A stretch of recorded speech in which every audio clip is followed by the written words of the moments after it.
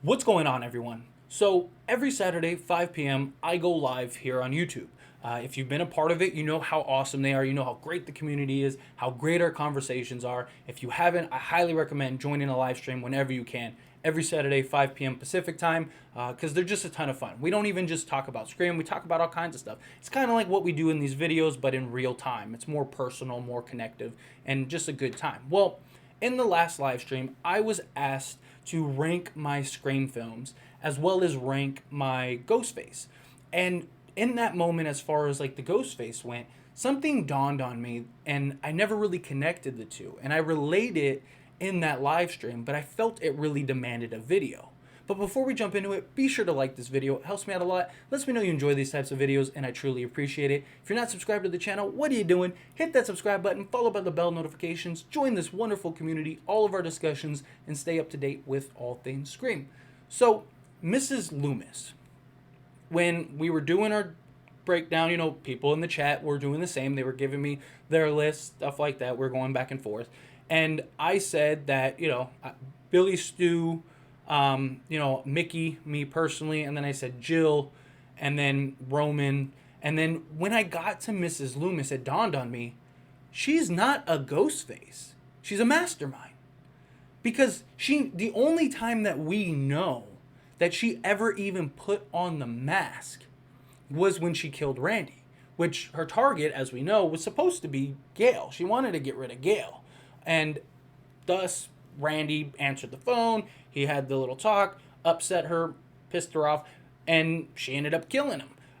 Although, another point is that we don't know for sure if she was ever even actually going to kill anyone. She could have just been taunting them and messing with them, messing with Gail, trying to throw them off. Like she said at the end of the film, Randy spoke ill of my Billy and I killed him, basically. And even if you look up her confirmed kills, outside of the fact that she says the only person she killed was Randy, if you look up her confirmed kills, the only one listed is Randy, because that's the only person she killed. So how does that make her Ghostface? She never put on the mask. She never hunted anyone down. She says to Sydney, when Sydney's like, oh, how many people have you killed in your revenge tour? And she says, no one, just you. And then she says, oh, and Randy, and she says that it's not good to patronize me with a knife and all that jazz. I don't remember the exact quote, but if you do, please leave it in the comments. Let me know it. But off the top of my head, I'm just free riffing here. But, it's just something I've never really connected. That, I've always classified her, like even in discussions and videos and talks, I've always classified her as a ghost face, as she was the partner to Mickey. But she really wasn't a partner. She wasn't like what Billy and Stu were, where they worked in tandem to take out these things. She created the persona of Debbie Salt and just kind of ran around sort of reporting and misdirecting and just kind of trying to get close to Gail and things like that.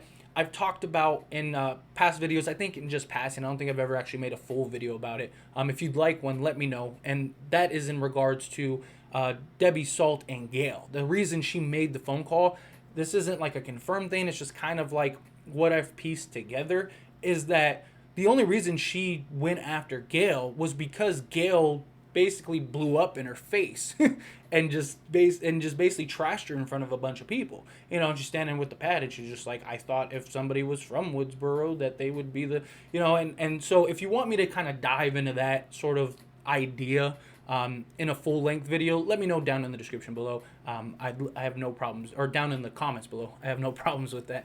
But anyway, so when it comes to Debbie Salt and her sort of working behind the scenes, she was sort of the manipulator. She was the mastermind. She paid for Stu's tuition. And Stu was the one that had the crazy idea of, blaming the movies and just being psychotic. He was, in my opinion, he was the most realistic Ghostface because of several factors. That doesn't necessarily mean he was the best one. Whichever one you think is the best, that comes down to personal opinion. But as far as like what you would expect a killer to be, like cosmetically, stature, just craziness, the look overall, like he embodied what you would want to see a Ghostface. Where, like, a good example I've said in the past, Scream 4, you had Jill and Charlie, who are like 5'5", 125 pounds soaking wet, and they're throwing people around, and like they're 6'5", 280. Like, it's just unrealistic. Like, where Mickey, you believed it. Like, you saw him like manhandle Cece and throw her off and do all this stuff because he was this stocky guy. He looked like what you would expect a killer to be. Like, you saw him and you're like, yep, that makes sense. Like, even Billy and Stu made more sense because of the fact that they worked in tandem, and two, everyone were teenagers, so, and they were pretty big guys for teenagers, so it makes sense. The whole Roman thing, that's kind of up in the air. I mean, he was a little believable, but that entire film was filmed as if there were two Ghostface, which there was supposed to be Angelina, and so when the reveal happened and he was the only one, it was kind of like but again, however you feel about it. And then, as I said, in Scream 4. So hopefully Scream 5, we get a more believable Ghostface, somebody that kind of makes sense as to why they're throwing people around, or it's multiple and they're working in tandem, much like Billy and Stu did. Billy and Stu were probably the best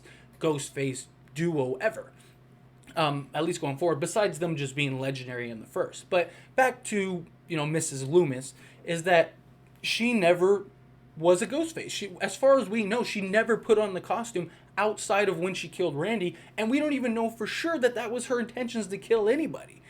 She only wanted Sydney. She just wanted revenge, just Sydney. She says that herself. She relays that herself, that, all I want is revenge on you for taking my boy.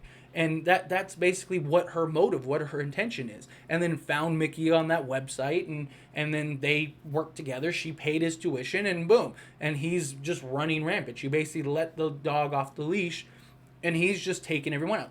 Mickey was the Ghostface. Mickey was the one killing everybody. He was the one that was taking everybody out. Mrs. Loomis was just behind the scenes, sort of watching everything unfold and working behind the scenes. So she made a ton of sense as far as a mastermind, not a Ghostface.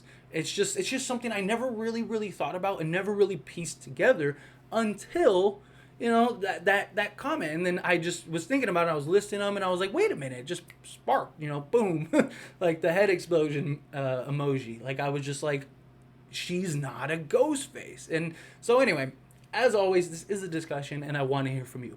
So let me know what you think down in the comments below. Do you agree with me? Do you disagree with me? I just don't classify her as a Ghostface anymore because she never was. She outside of putting it on that one time. If that's enough for you to classify her as a Ghostface, then by all means. Again, this is all just personal opinion, personal, fandom, just however they perceive what happened in the film. So if you disagree with me, it's no knock. I mean, I understand it. I just, from this moment forward, just won't perceive her as a Ghostface. I perceive her as a mastermind. But again, let me know what you think down in the comments below. If you haven't liked this video, hit that like button. Helps me out a lot. Lets me know you enjoy these types of videos, and I truly appreciate it. If you're not subscribed to the channel, what are you doing? Hit that subscribe button, follow by the bell notifications, stay up to date with all things Scream, join this wonderful community and all of our discussions. I'll see you all in the next one. Thank you.